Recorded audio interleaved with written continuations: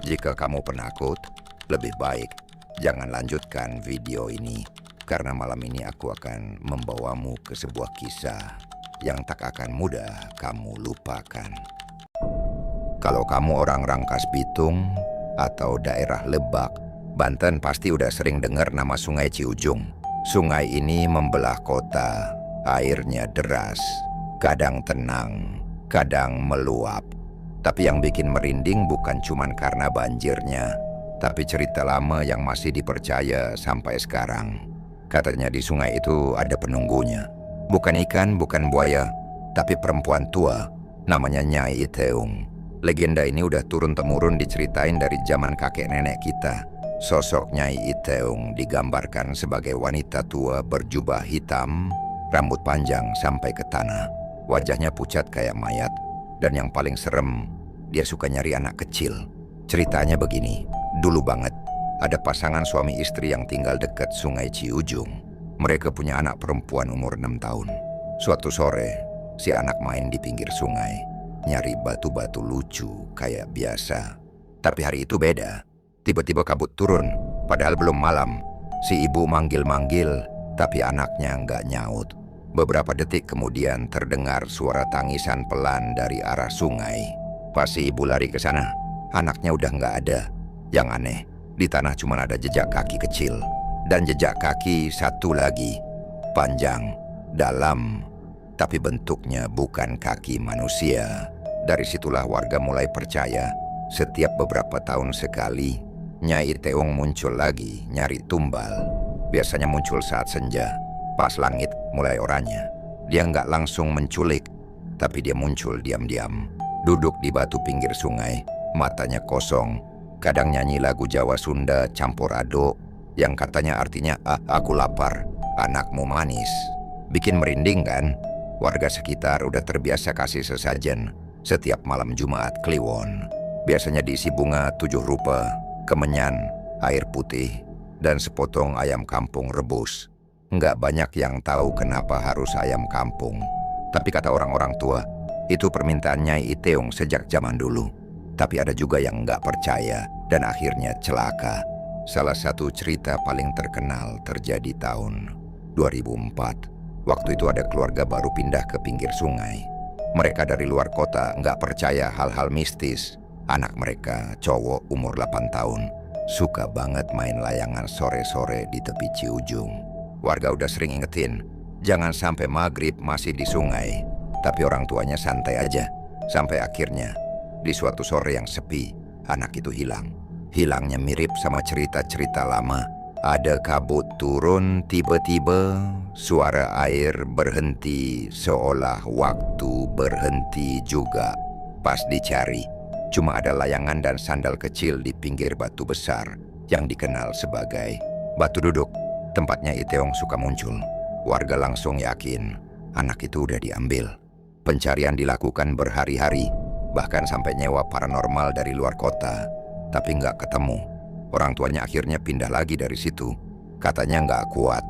Tiap malam, mimpi anaknya duduk di ujung tempat tidur, basah kuyup diam, matanya hitam semua. Makanya, sampai sekarang warga masih percaya kalau lagi jalan-jalan ke sungai dan lihat ada perempuan tua duduk sendirian di pinggir air waktu senja, jangan didekati, jangan disapa, apalagi sampai dia ngeliatin kamu. Karena kalau kamu balas tatapannya, bisa jadi kamu yang dia pilih. Dan kalau kamu punya anak kecil, jangan biarin main deket sungai waktu senja. Karena Nyai Iteung nggak pernah tidur. Dia nunggu, dia lapar, dan dia suka anak-anak. Waktu itu malam Jumat Kliwon, langit mulai kelabu sejak sore, dan angin yang biasanya sepoi-sepoi, malam itu terasa dingin menusuk sampai ke tulang. Warga kampung, Jaha yang tinggal nggak jauh dari tepian sungai, Ciujung udah mulai nutup jendela lebih awal. Nggak ada anak kecil main petak umpet di halaman. Nggak ada suara tawa dari warung kopi pinggir jalan. Semua mendadak sunyi. Karena entah sugesti atau kenyataan, tiap malam Jumat Kliwon selalu ada yang ganjil di kampung itu. Pak Salam, kepala RT yang udah 20 tahun tinggal di kampung itu, Bilang kalau malam Jumat Kliwon memang waktunya air sungai naik. Tapi bukan cuma airnya, tapi energi yang ikut bangkit. Aura aneh yang bikin bulu kuduk berdiri tanpa sebab. Istrinya, Bu Jumi, bahkan selalu ngasih peringatan ke ibu-ibu kampung supaya anak-anak mereka jangan dibiarkan keluar rumah setelah maghrib. Soalnya itu waktu Nyai keluar. Malam itu sekitar jam 9 malam ada suara gamelan kecil. Pelan kayak dari jauh. Tapi makin lama makin jelas. Gamelan itu kayak ditabuh pelan. Ritmis kayak buat ngiringi tarian lambat. Suara yang gak seharusnya ada di kampung kecil. Suara itu terdengar dari arah sungai. Anak-anak kecil di dalam rumah mulai rewel. Ada yang nangis gak jelas. Ada yang ngigau dan bilang, ada nenek manggil dari luar. Padahal pintu udah dikunci, tirai ditutup rapat. Salah satu warga, namanya Bu Nunung, malam itu lagi sendiri di rumah. Suaminya kerja malam di pabrik. Anaknya yang baru umur 5 tahun, si Wawan, udah tidur sejak habis Isya. Tapi entah kenapa, jam 9 lewat dikit, Wawan kebangun. Bukan bangun biasa, tapi duduk diam di kasur, matanya melotot ke jendela. Jendela itu ngadep ke arah sungai. Bu Nunung langsung panik. Dia panggil-panggil nama anaknya, tapi Wawan diam aja. Lalu dia ngomong, lirih, tapi jelas banget. Nenek itu bilang, aku cantik. Katanya mau diajak jalan-jalan ke sungai.